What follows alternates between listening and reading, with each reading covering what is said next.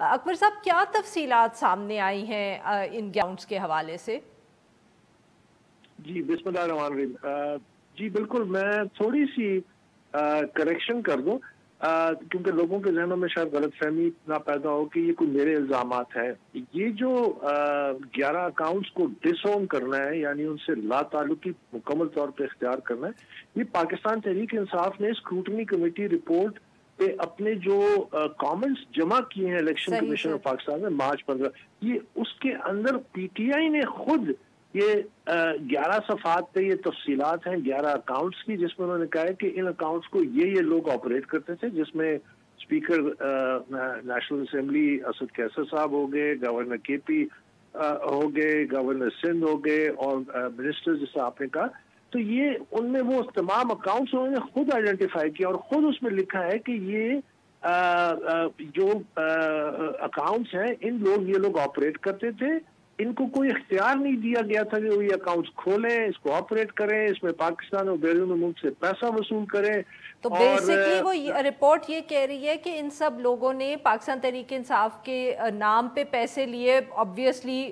Fraud purposes کے لیے، یا کچھ اس طرح کا الزام ہے۔ دیکھیے نا، یہ اس کے تو بڑے سیریس امپلیکیشنز ہیں۔ یہ وہ اکاؤنٹس ہیں جو پچھلے 4 سال سے جب یہ اسکروٹنی کمیٹی بیٹھی تھی اور پی ٹی آئی نے جو ریکارڈ جمع کرایا، جس کو ہمیں مئی 2020 میں جب پہلی دفعہ اجازت ملی، تو یہ اس میں انہوں نے ان اکاؤنٹس کو اون کیا تھا۔ اب چونکہ اسکروٹنی کمیٹی رپورٹ میں جب آ گیا کہ انہوں نے بہت بڑے پیمانے پہ اکاؤنٹس کو کنسیل کیا ہے، تو اب انہوں نے جو اپنے کامنٹس جمع کرائے ہیں اس میں انہوں نے کہا جی یہ 11 اکاؤنٹس تو ہمارے ہیں نہیں۔ تو یہ دو ڈبل ایج سورڈ ہے، یہ بہت خطرناک دونوں طرف کٹ کرے گی، کیونکہ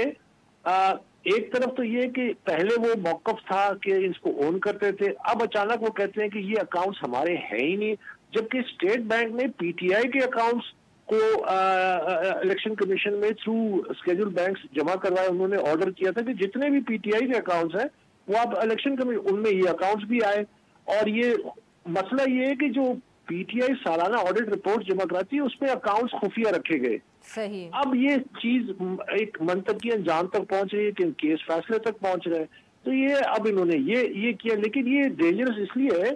کہ یہ سارے آئینی عہدوں پہ بیٹھے ہوئے ہیں۔ تو اگر انہوں نے واقعی یہ کیا ہے جو پی ٹی آئی کلیم کر رہی ہے کہ انہوں نے بغیر اجازت کے ان اکاؤنٹس کو آپریٹ کیا۔ سر اب آگے کیا فیصلہ ہوگا ان لوگوں کے حوالے سے؟ مطلب کہ اب کیا ان کے اندر اسد کیسر صاحب جیسے ہیں یا یہ سب، تو کیا اب عمران اسماعیل صاحب، کیا اب الیکشن کمیشن ہی اس معاملے کو انویسٹیگیٹ کرے گی یا کسی کو کسی اور فورم پہ لے کر جانا پڑے گا اس معاملے کو؟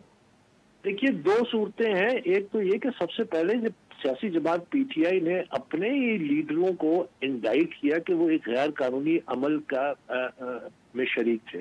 ٹھیک ہے، تو ان کو خود ایکشن لینا چاہیے۔ دوسرا، الیکشن کمیشن کو تو ہم نے یہ آج میں نے پریس کانفرنس میں کہ اب چونکہ یہ رپورٹ انہوں نے الیکشن کمیشن میں جمع کرائی ہے اور اسی فارم فنڈنگ کیس کے حوالے سے جمع کرائی ہے، جس میں وہ خود ڈسون کر رہے ہیں اور اپنے یہ ٹاپ لیڈرشپ کو